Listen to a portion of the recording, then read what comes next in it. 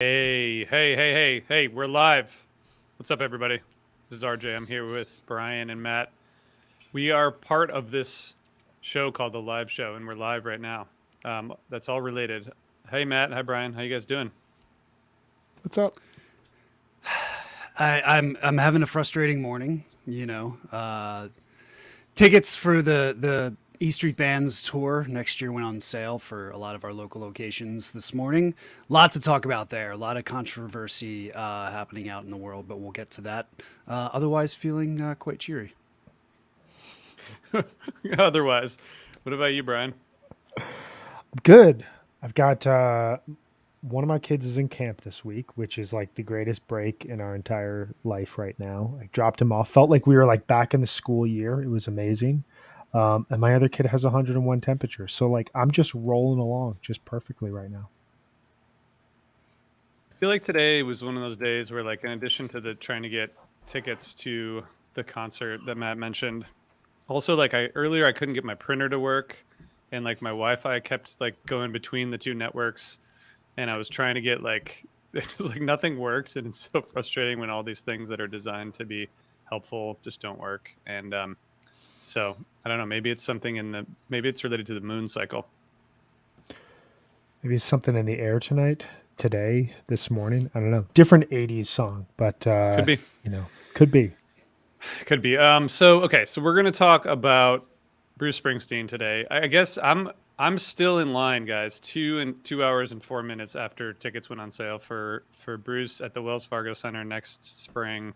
I'm pretty sure I'm gonna, once it gets through, probably maybe 6 hours or so from now, I'll probably get some pretty sweet tickets. So I'm excited about that. I remain optimistic. But Matt, do you want to summarize what the ticket controversy and the not ticket controversy? Well, I guess we had an exchange about Bob Lefsitz's newsletter, which we can also talk about. But what's the controversy, Matt?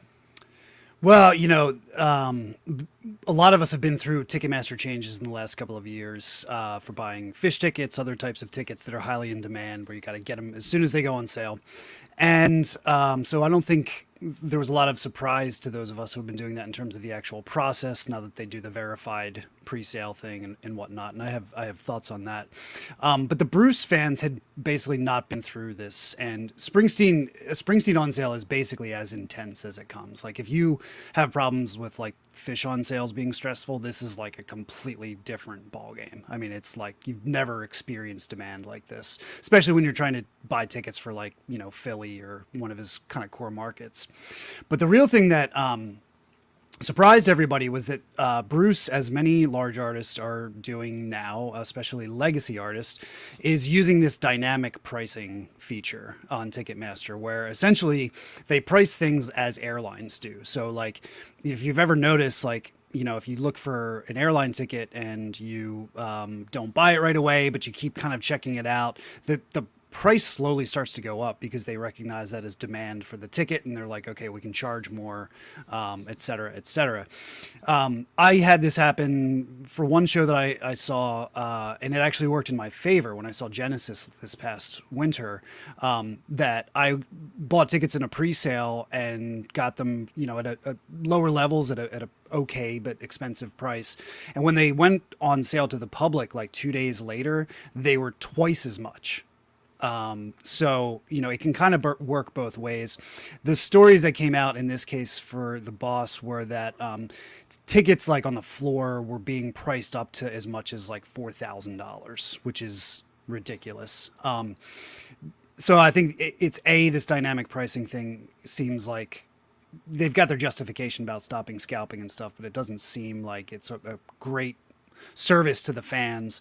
And then also the fact that, things are getting so out of control for, a certain set of tickets. So, I mean, what do you guys think just in terms of like the dynamic and pricing and everything like that? I mean, what are your thoughts? It's weird because the only option really seems to be that you buy a ticket to a concert and that is your ticket and you are locked in completely and there's no like technological workaround for this. And so you like decide in the on sale that you're going to a concert and you're going. Um, I don't really know of a system that could be in place that would prevent any sort of resale, which would then prevent the upselling of these ticket prices, which they're kind of trying to just get beyond that and get to, you know, what is the value of this ticket going to be like the day of the concert. So I feel like the only option for like an artist like Bruce Springsteen is just to overplay in markets and do like what he does in New York, New Jersey, and play like 10 shows so that everybody can basically get in. But you still find the same issue where people are just going to buy tickets to all of those concerts and then sell them over. So I don't know if I really have an answer. It's kind of this like built-in challenge that we have right now with the ticketing marketplace. I don't know. What do you think, RJ? I mean, I guess like the idea is to bring the scalping in house, right? Right. Like so, like I don't know. I mean, I guess from a business perspective, it's great for Live Nation, you know, to be able to like have the cut of those profits. But I don't know. I mean, I guess if it's like there's something about the like verified resale thing that I think if you look at it from a strictly like security safety perspective, it makes sense. If you look at it from like an affordability standpoint, it doesn't really. So I don't know. I mean, getting rid of like if you could totally eliminate scalpers in the traditional sense, but have this system, would that be a good trade-off?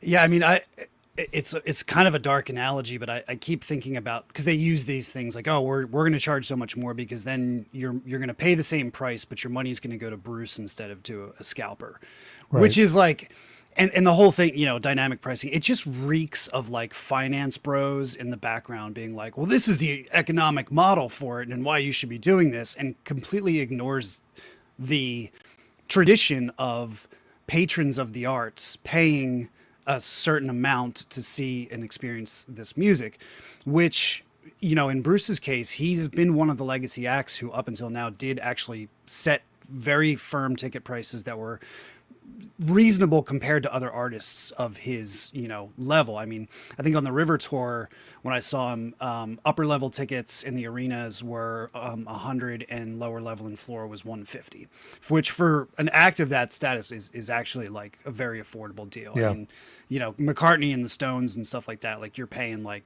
$300 to see them in like halfway decent seats. The other thing is that this whole thing about, you mentioned scarcity, Brian, like this has actually been Bruce's model and the model that several other acts have used going back to the 80s, which is you play an arena tour that's short. You do single nights, maybe 2 nights in your bigger markets for a couple of weeks. And then there's this insane demand because people can't get tickets to that. So then you come back around 6 months later and you play in a stadium where you can fit as many people as you know, 60, 70, 80,000 people. And so you have the demand for those shows, and it's not like, oh, well, you know, he just came through here and I got to see him 6 months ago. Why would I want to see him in a stadium now? There's a lot of people who didn't get to go to the show who want to go to the show now. And that's fine. But once again, the dynamic ticket pricing is a problem. And there's a whole nother conversation we can have about Ticketmaster's technology and the way that the on sales work right now, which, unpopular opinion, I actually think the way that they're doing things now is by and large the right way that they should be doing it for fairness. I know that a lot of people don't agree with that, but it's really, for me, it comes down to the pricing, which is very disappointing that Bruce would buy into that model. So, you know, I went to the on sale this morning. I got some tickets for DC. I'm still in the waiting line with RJ for Philly, and sure that something's going to happen there. But in the back of my mind, I'm like, you know what? They've already said they're going to do stadiums in fall, late summer of 23. So I'll plan on going then. And You know that they'll come back around. Exactly. I know that's going to happen. Those shows, the other thing is those shows actually tend to be way more epic. Like the arena shows are pretty like tight and focused. The stadiums, that's where he winds up going 4 hours and like all hell breaks loose. So I'm looking forward to that. I think one thing that's interesting, we hear, just to kind of put a bow on this, we hear the argument that, you know, you hear it in sports, you hear it in music as well, that we're trying to, you know, recoup profits that were lost during the pandemic. And I think from an art standpoint, from a musician standpoint, that's incredibly understandable. I think the challenge is everyone's really squeezed right now. And the one thing I wish that we would see more is we see this in the jam band community is the option for a live stream where it's a discounted price essentially for a concert delivered right to your home. That gives you the option, at least from a consumer, from a patron of the arts, as you said, to experience the concert while not necessarily being in the venue, while not necessarily having to go through the entire pressure of buying a ticket on the on sale. It would allow people more access to this and would allow from an overall revenue standpoint, an opportunity for an artist to recoup even more money for people who wouldn't necessarily go to the concert and not be able to get into the concert to at least have a chance to experience it.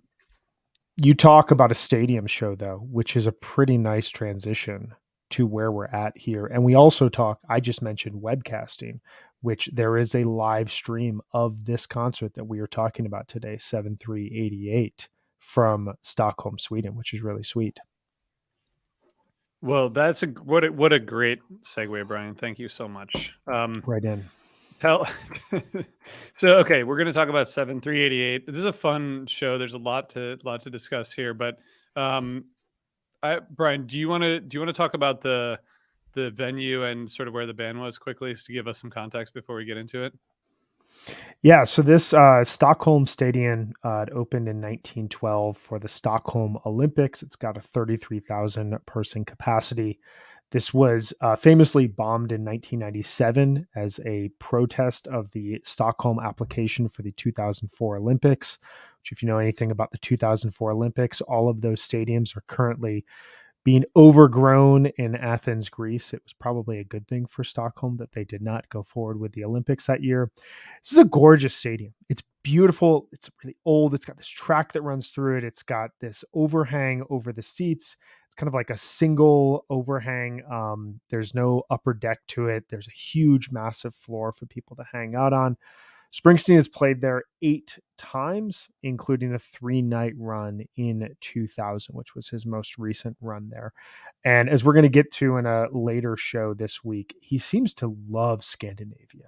He has a total vibe, which, coming from like the working man vibe of Bruce Springsteen in, the factories of New Jersey, you wouldn't think that Scandinavia would appeal to him, but he is in love with it. And maybe he just likes the social safety net. I don't know. I'm a fan of myself. This show happened on July 3rd, 1988. And just 2 quick fun factoids about what was happening in the world at this point in time. Gene Nelson of the Oakland A's became the first pitcher on this date to steal a base since 1973, and in 98 went over the Toronto Blue Jays. You don't see a lot of pitchers stealing bases, and now with the designated hitter in both leagues, you really just don't see it anymore. But also 3 big songs in the top 5 in the U.S. charts: Def Leppard's "Pour Some Sugar on Me," INXS "New Sensation," and Michael Jackson's "Dirty Diana." We're in like a late 80s pop music high at this point in time. Yeah, for sure. I mean, and this sound is it's one of the things I was thinking as I was listening to this is I was sort of like last week I think I was making fun of the 80s sound during the intro to Cover Me from the 85 show, which is like it's just very 80s. It just doesn't, even though that obviously it came out around that time, but compared to the album version at least, but they played the same kind of intro, but I kind of like this better because it's like so 80s that it's like over the top 80s. You know what I mean? As opposed to like the transitioning to the 80s. I mean, it's like the synthesizers they're more prominent, but they're also more balanced. I don't know. This just has such like a late 80s sound. I feel like the sound of the show overall, like just the mix and the instruments were better than the 85 show, which sounded to me a little bit harsh, but I don't know. Do you guys agree with that? Disagree with that? Have you thought about that? Because I really like the sound of the show. This is one of the better sounding releases from the Archive series, I think, and as epic as the Giant Stadium show is that we talked about last week, that is, I think, one of the poorer sounding releases in this series. This is, as you mentioned, going all in on the 80s, I was kind of thinking like, Bruce, this is as like in probably from 88 until like the mid 90s. This was like his into the mainstream culture as Bruce kind of tried to be, and then he sort of got back to being Bruce. So the synthesizers, the whole, like, I don't know if you guys have seen video of it, but like the intro to the shows on this tour, the Tunnel of Love Express tour, is like so cheesy. Like literally, like they have like a carnival barker on stage, and they all like come on one at a time and give their ticket to the carnival guy and like skip onto stage, and which was, you know, that's like what happened in big shows in the late 80s. And Yeah. he was just like, at the time people probably thought this was like cool as hell, but in retrospect it did not age well. And then also, you know, this, I know we're going to talk a lot about the sound of the album Tunnel of Love. That's as 80s as it got. I mean, so many synthesizers and drum machines, and you know, he was going with the flow. That's a sound that wound up becoming somewhat passe for a while, but in a preview of, I think, what Brian and I are both going to talk about, it's something that came around again later and is really regarded as a great sound now. I think also to the point, he focuses so much of the first set of this show on Tunnel of Love material. And that is built specifically for this. You know, the second to last song as well of the first set is Born in the USA, which is, you know, an introduction to Bruce Springsteen with the synthesizer for a lot of listeners. And so you get this mix in the first 14 songs of the show that feel a part of the era. You know, there's a few songs, Adam Raised a Cain, The River, that harken back to, you know, the 70s, the 80s, this kind of gritty barroom sound that you got of the early 80s, I should say, that you got from Bruce Springsteen that many people expected. But he's really fitting the set list around a sound here, which I think helps in terms of you're not hearing anything out of place in a way that we might have in the 85 show, where he was kind of throwing a greatest hit set while also redefining his sound in so many cases. So this 34 song show, which is just, that's pretty wild. I'm a real, like, I'm a fan of Tunnel of Love, and I think this, I love the first kind of quarter of this show that focuses heavily on those songs. They're like pretty tuned in, you know, they sound really good. What are some of your highlights of the first kind of set, or if you want to talk about the sound as opposed to specific songs, jump in. One thing that we didn't specifically mention yet is that the first set of this show was broadcast live on FM radio in the U.S. So a couple of things there. It wound up being one of the most highly circulated bootleg recordings of Bruce's career for quite a while. The other thing is that they tailored the first set towards, I think, you know, it being the radio broadcast, because the second set they play completely without the broadcast. It wasn't until this album came out a few years ago that we actually got to hear the second set of the show. They changed the set list of the standard show from this time to kind of pack more of the good stuff, featuring Tunnel of Love, as you mentioned, RJ, but then also dropping in stuff that would really hit hard, like The River and like Born in the USA. So for me, it's the highlight of set one is that it's very front loaded with like the greatest parts of the Tunnel of Love Express show all kind of packed into one. Particularly a run where you have, you know, Cover Me, Brilliant Disguise, Tougher Than the Rest. I mean, that's like, for me, like the ultimate 1-2-3 punch from this era. So Brian, what do you think? I'm right there with you. I think I would just add Seeds as being a real highlight in this overall first set. But I think it's really interesting the way that he introduces the show here, where Tunnel of Love gives you this, like, it sets the tone of, this is 1988. This is Bruce in a very transitional kind of the entry point to a dark, almost lost era in his career, like basically where he's at in 1988 playing in these stadiums. It's going to be 11 years after this tour, before he reunites with the E Street Band and really kind of recaptures that magic in a lot of cases. And we'll talk about the 90s later in this series, but it's so fascinating to me that he walks out, plays Tunnel of Love. It really sets the point of where he's at in his career right now, and then goes right into Boom Boom, Adam Raised a Cain, and The River. And you get this like classic, this like clash between where Bruce artistically, musically wants to go, and where he also kind of knows like the fans and his band want him to be and sound best at. So that kind of dichotomy at the start of the show really, these are all songs I love, but it's also this like tension between where he wants to go but where he's found his most success to that point in time.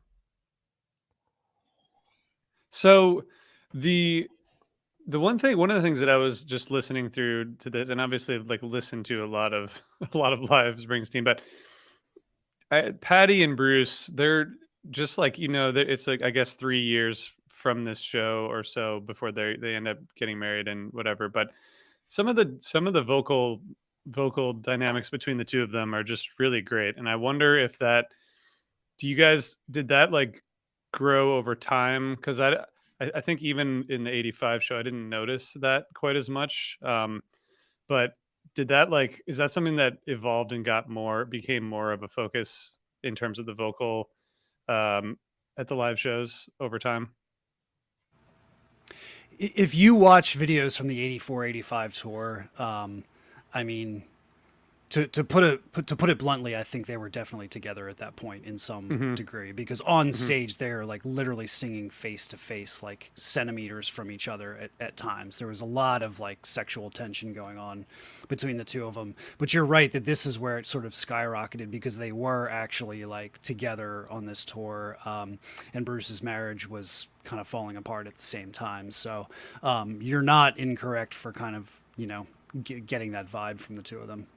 But what about the actual performance? Like, do you guys notice the vocals being like basically their kind of vocal harmonies seem to be better a couple of years later than they were before? Do you think that was intentional, or do you think that just evolves naturally?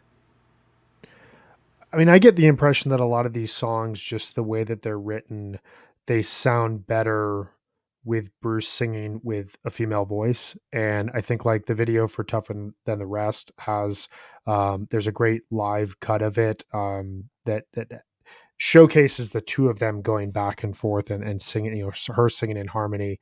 Um, I just think like the way that these songs are tracked, it's a lot different from what you are used to with Bruce Springsteen. You think of The River as like you put that album on, it's like the greatest barroom record ever, and it kind of requires backing singers that like echo Bruce. And Born in the USA is so big, and his voice is so distinct in that. Tunnel of Love, one of the things I love about it is that his voice comes down in a lot of cases, and he's kind of sing speaking at times, and he's trying to use his voice as an instrument in a lot of other cases. And it just sounds to me like it works better with someone like Patty singing right next to him than just him out at the front of the stage belting out the songs. I mean, these songs are really quiet, they're really small stories. This is a guy who is in his late 30s who's going through this dual um, challenge of like being one of the biggest rock and pop stars ever, who's in an era that is totally untapped and nobody knows what it means to be a rock star going into the latter part of the 1990s. We have hindsight to look back on what these guys were like as they were aging, but also from a simple standpoint, from a small story standpoint, his marriage, his family's falling apart. He's kind of getting the sensation he needs to move on from his band.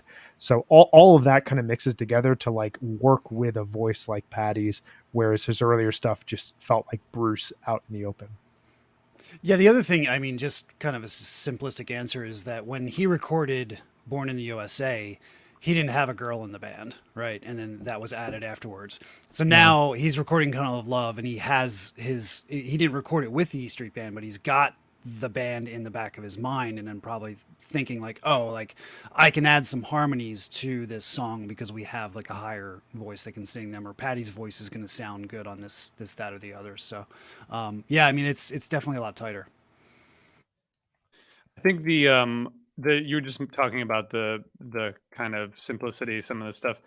The spare parts in particular that like goes from this piano focused song, and then like by the end it's like this rocking jam with horns. It's really pretty great. And I had another question that I wanted to ask you guys, which is like, isn't Nils like so much more of a rock guitarist than Steve? Like I feel like maybe it's just the tone at this show, or maybe his guitar is turned up.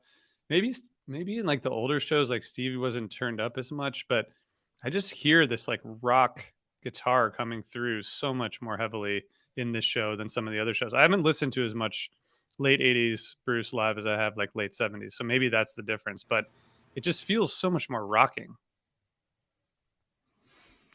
There's so much color in Nils' guitar, and I think like this tour he fits perfectly. And to me, Nils is he's almost like adding a Mark Knopfler to the background of Bruce Springsteen. And there's just like there's fills, there's textures that he provides to Yeah. so many of these songs that I'm just I don't know if I would say rocking, but like it adds an element to it that I just absolutely love. What do you think, Matt?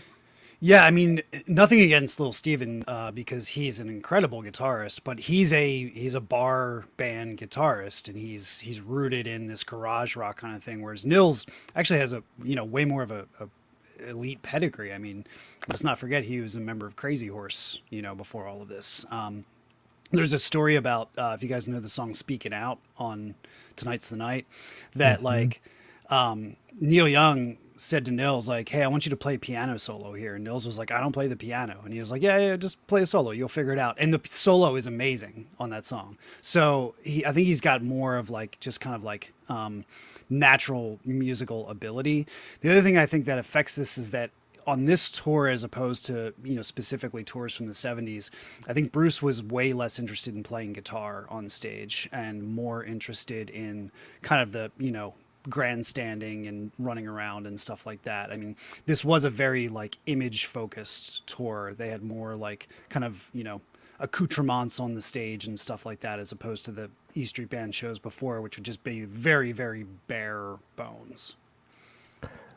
It's interesting to me as well because Little Steven doesn't play on the show. He's not in the band at this point in time, and there's a sensation when you think about the band when they get back together in '99, as it really fits with Little Steven's image on stage as kind of like Bruce's best friend, and Nils is like right there to the side as like really adding like guitar tones and really adding like undertones that fill out the sound. So they seem to have reached like a happy medium now where like Little Steven's there for the energy, for the vibe of the overall show, but Nils is there to really like complement and add a ton to the music. I want to ask you guys, because you guys have more kind of thematic perspective on this show that we haven't talked about yet, but right before Spare Parts, Bruce does a little like couple sentences in Swedish. How do you guys feel about speaking to the crowd in their native language during concerts? How do you guys feel about that in general? Because a lot of artists do it, and I want to get your perspective on that. It's got a very Bono vibe to me. Oh, come on. It's cool. It's cool. Mick I know it does is. the same thing. Like, I mean, everyone does it, right? I'm just like, Yeah. do you guys think it's do you think that people, all right, here's a better question. Do people in those countries, do they feel more connected to the artist because they hear the artist in their own language, do you think? I think so, and I think to me, I don't think it's cheesy. I think it's a sign of respect to the audience that like fair. I'm here, I'm going to attempt something. Just two very, very famous examples that I think support that is like there was when Queen played in, oh man, I forget what it was, in Romania, and Freddie Mercury learned like one of their folk songs in Romanian. He had the words written on his hand and he was singing it, and the audience just goes nuts as they realize what he's trying to do.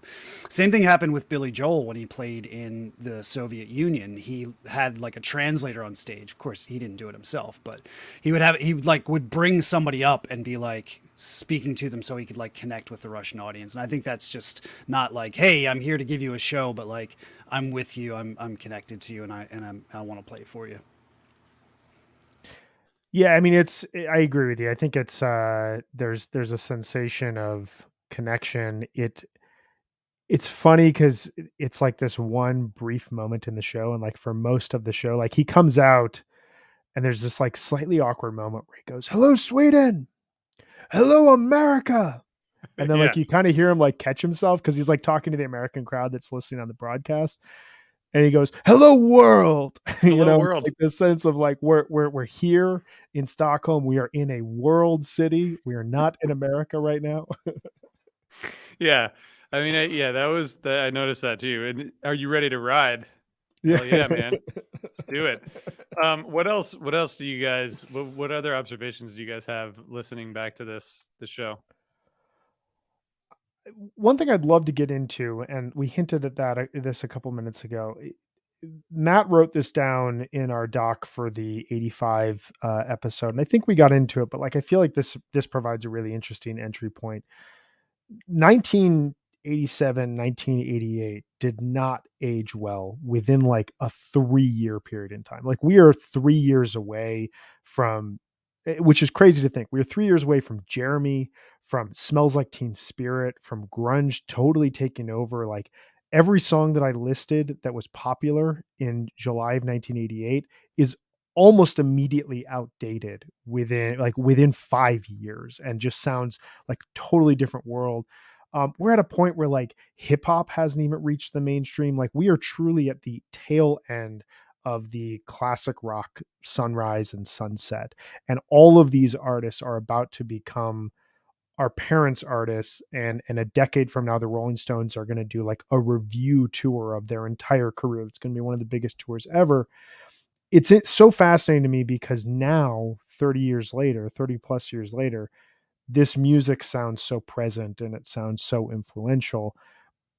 But I'm really curious for you guys, like I see you have this somewhat in your notes, Matt. I have it as well. Like this transition towards late era classic rock and what these artists would do to like kind of redefine themselves, but also like how does this 80s sound in the moment? How does it sound now? Like what is the evolution it's been through? I know that there's a lot there, but I just would love to hear your thoughts on it, Matt.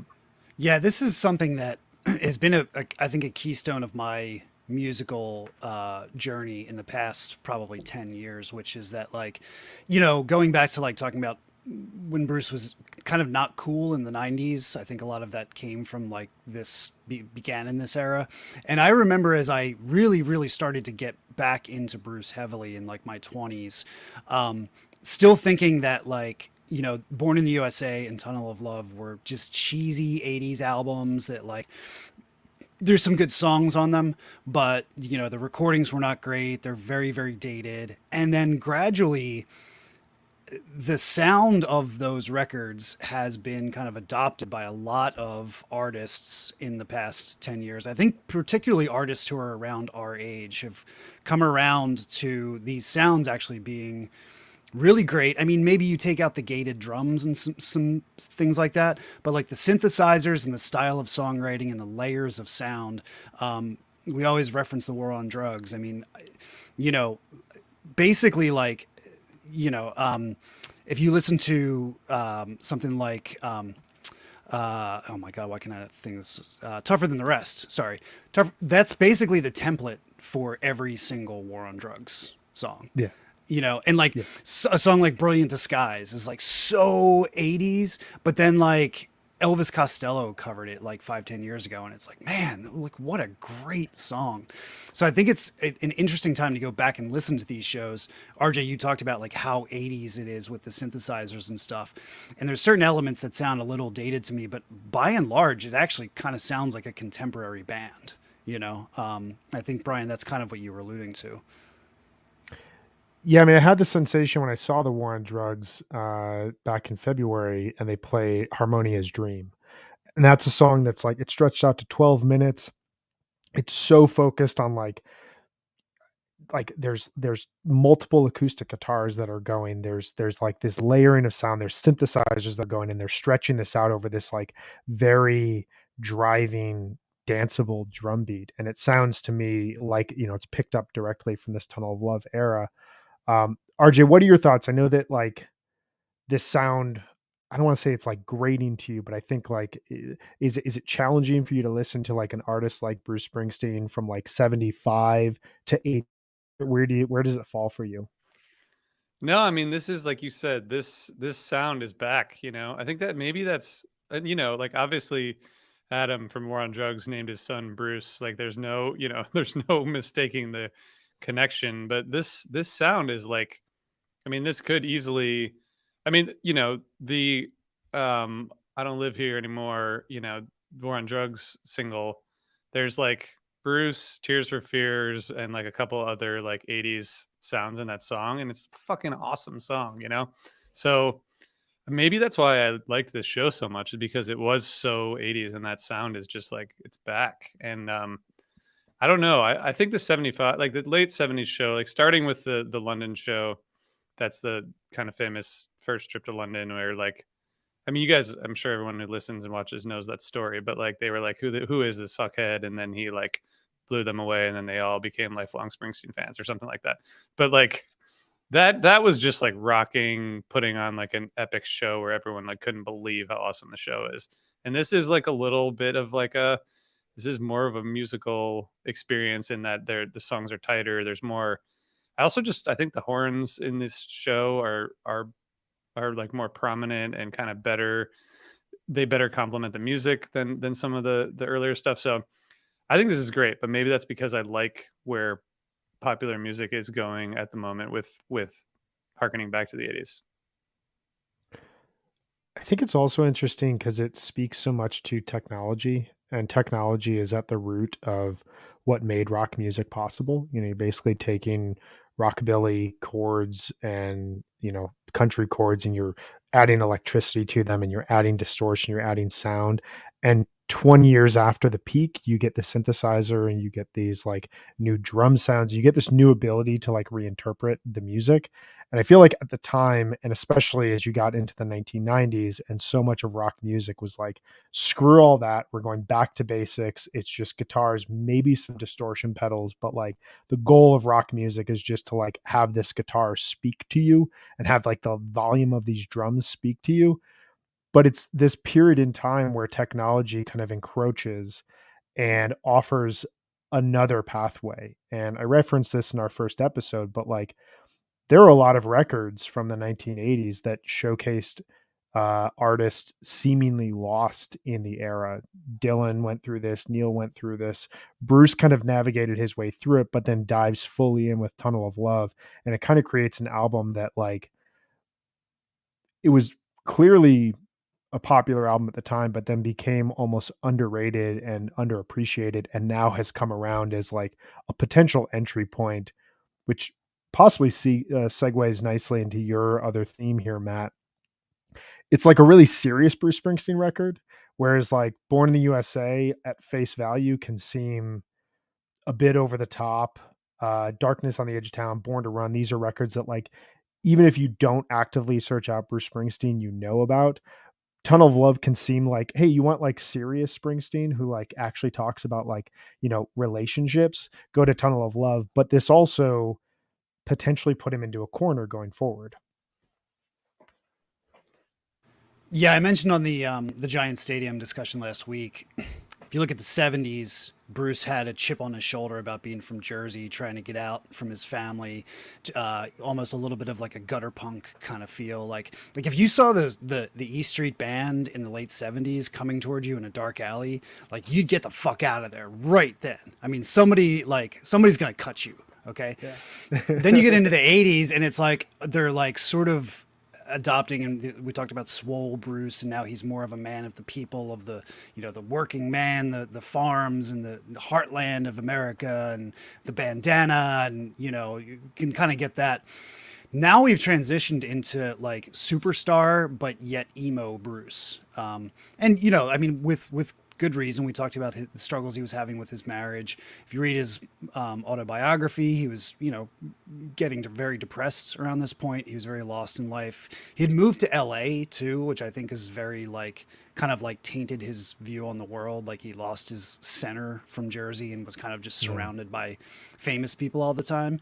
And so there's something about this show. I mean, it pops up at times, particularly towards the end, where you get the big rave up from the E Street Band, but like it's Bruce is very serious around this time, like, and it's not outwardly directed. You know, he's not trying to change the world. He's not trying to represent a certain person.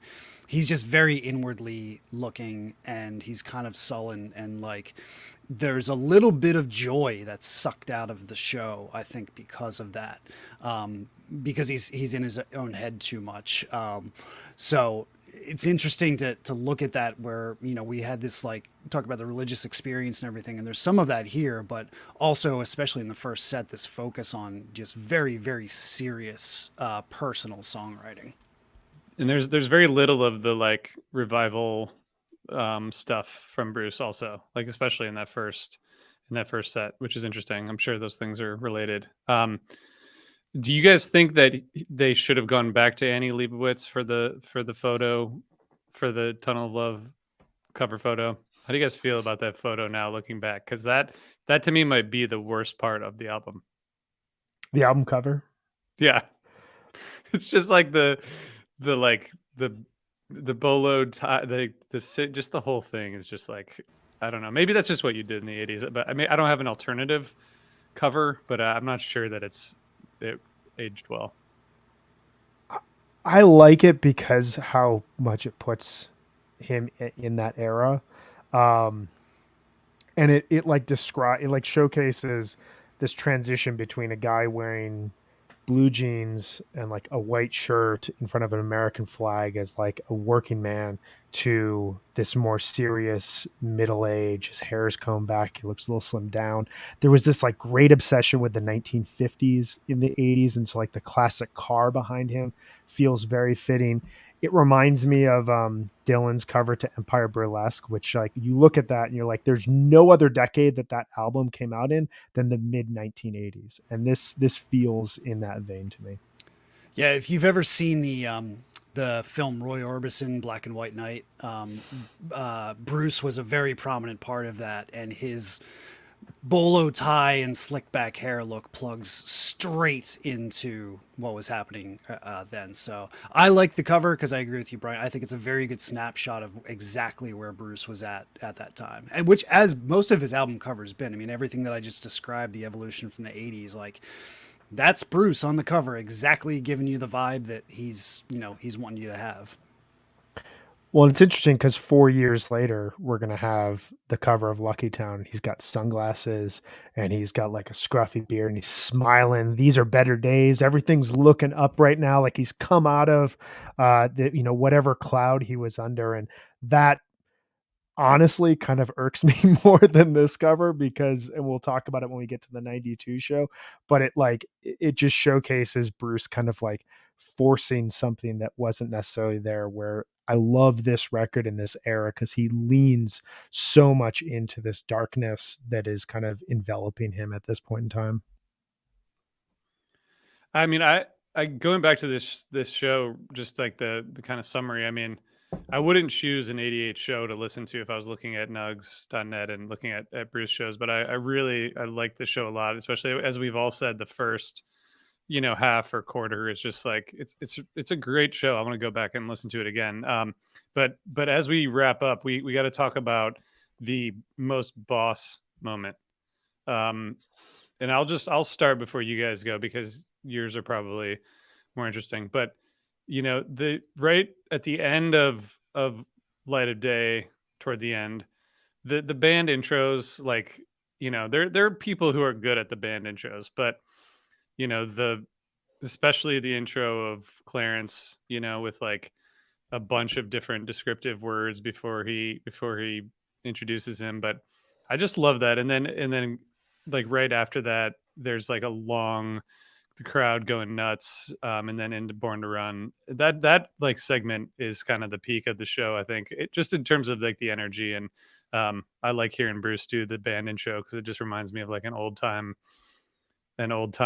person who like really focused on that stuff, which really doesn't happen that much in my experience these days. The band intro is such a specific part of a Bruce show, and I think like you hear the evolution. We're going to talk about this in our last show of this week, but like you hear the evolution of how much the dude loved Clarence Clemens, and you get the sense at this point in time that there's almost a sadness because he kind of knows the direction he has to go in, and as he's doing these band intros, like you can almost hear it in his head, like counting down the remaining amount of times that he's going to be doing this, and there's this big unknown here where he's just like celebrating this band. um I picked right after that with the first encore. I think it's the one section of the show that just feels like I'm throwing all the hits at you. It's Born to Run, Hungry Heart, and Glory Days. And it's like a 20 plus minute segment of music. The whole thing just, it strikes me as most of this show and most of this tour. I don't want to see it. I don't want to say it had to be challenging for listeners, but like I kind of think it might have been for attendees because you're playing to your current sound, you're playing to your new album, but so many people who are attending just want to hear the Bruce songs that they fell in love with, or just want to hear the Bruce songs that they heard on the radio. And here he gives it to you in one segment. He's like, I know that these are three of the best songs that I've ever written and three of the songs I've like connected with the most audience. So here it is all for you. And then I'm going to come back out for the second encore and I'm going to reach a little bit deeper for like my true fans while also throwing some covers out for people. Yeah, I'm kind of similar. My most Bruce moment is basically all of the encores.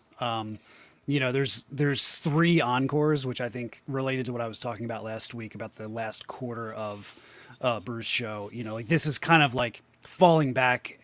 The first encore, I hate to describe it this way, but it's almost kind of like fan service to me. It's like, all right, you stuck with me through all this stuff. Now I'm going to give you like a tight three songs that you're going to like flip out to, but then I'm also going to come out and do a second and third encore where I'm like doing the old rave up thing. I mean, there's got to be just eyeballing. I mean, at least an hour of encores here. And he plays quarter to three for the first time since 1981. I mean, that's just one of those, goes way, way back to the origins of the E Street Band, Twist and Shout, sweet soul music, and which has some great references, to the Spotlight on the Big Man, Spotlight on the Band, and like, it's really, really great. And I think to kind of contradict myself, what I was saying a couple of minutes ago, like this is the part of the show where you do get that kind of like joy out of the show, and you're going to leave feeling sweaty and exhausted, but kind of revived.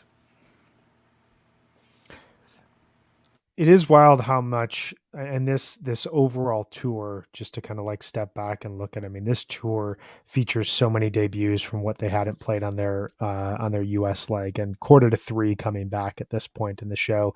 It kind of speaks to like, he really leans into Tunnel of Love in the first leg of the overall tour and really leans into like, this sound that he's currently in, and then starts to bring back songs like Bobby Jean, The River, The Promised Land, Thunder Road throughout this European tour. And I think as he was going along, he was kind of realizing where the happy medium was between the current stuff as well as everything that got him to where he was at that point in time. And you mentioned the tour debuts. We didn't talk about this, but the Downbound Train, Because the Night, Dancing in the Dark, Light of Day, which leads into that band intro, that segment is really great as well, and I think that's a notable kind of like part of the show before the end. Speaking of the end, guys, we are at the end.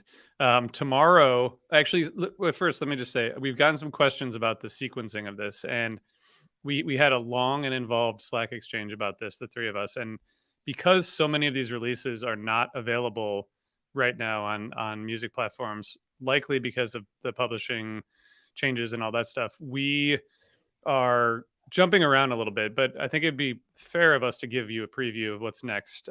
So Brian and Matt will be back tomorrow. I'm going to be on the road, but these guys are going to take you to the birthplace of television. Everyone knows it, Passaic, New Jersey, from 9/20/78.